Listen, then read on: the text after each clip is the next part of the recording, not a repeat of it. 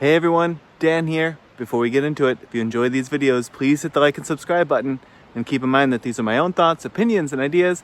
These are not meant to be, nor should you take them as investment or trading advice in any way, shape, or form. Do your own due diligence, put in the work for yourself, and make your decisions based on that. Enjoy. All right, folks, here we are on Friday, February 9th. We're going to take a look at Palantir today. So, Palantir in absolute beast mode, post earnings, plus 30%, plus almost 8%, plus almost 4%. And then today, pulling back just a little bit, a little over 0.5%. So, kind of nothing.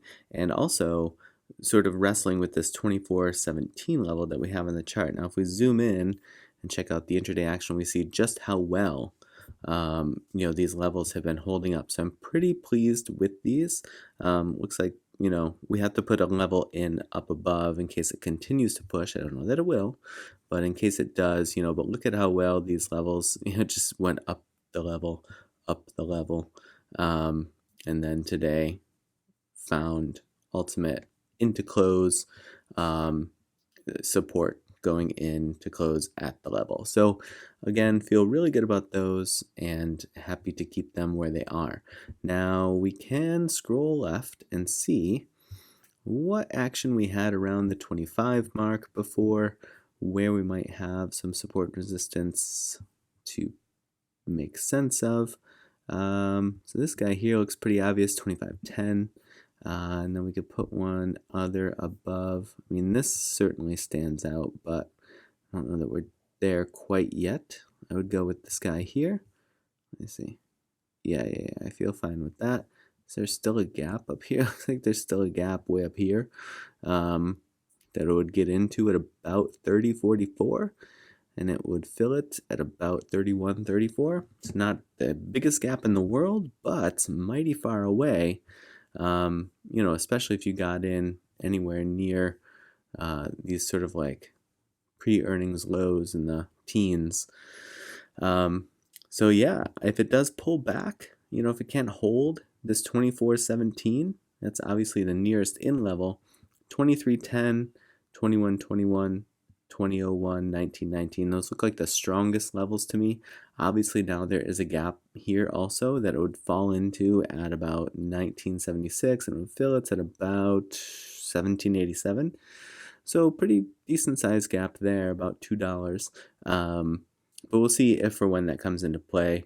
It certainly has a few levels to get through before any of that would be a factor. I'm going to take this off for now as to not clutter up the chart. The other thing that you do see is now that earnings is over and things are sort of just chugging along, and Palantir's, I guess going to decide, is it going to keep this much higher price point and this much higher market cap, the volume dying off day after day after day. So we'll see what that looks like next week and in the coming weeks, how, what happens when it returns to sort of these levels and what that does to the price. Now over here on the think or swim side of things, we see it stretched way out of the channel.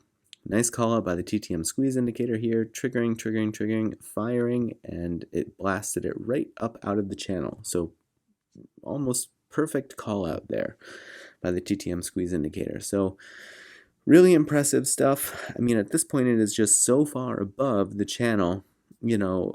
At some point we look for it to come back and re-engage with the channel and ultimately not only re-engage with the channel but test the mid-range of the channel. But we'll see where that's going to all be situated by the time that happens. Even if it continues to climb, it'll continue to drag this channel up with it. And so at some point they will meet regardless. But for now, bullish momentum still continuing to pick up, still playing out this trigger and fire, and I'm just interested to see sort of where it goes. Now, I do want to go ahead and look at the ATR levels just to get a sense of where some potential targets may be based on the ATR levels. So it's way above the +1 ATR right now. As we get into, what is this, March, I guess. So in several weeks, until then, it just has these levels. So I guess, in that case, if it does come down, obviously it would engage with the channel, but this would also have potential support level at around 2069. Now, if it can continue on its way here, these levels, this has sort of, buying pressure right now at 25.54 and above, going up to 27.42 and then 29.30. So basically, a lengthy approach toward $30.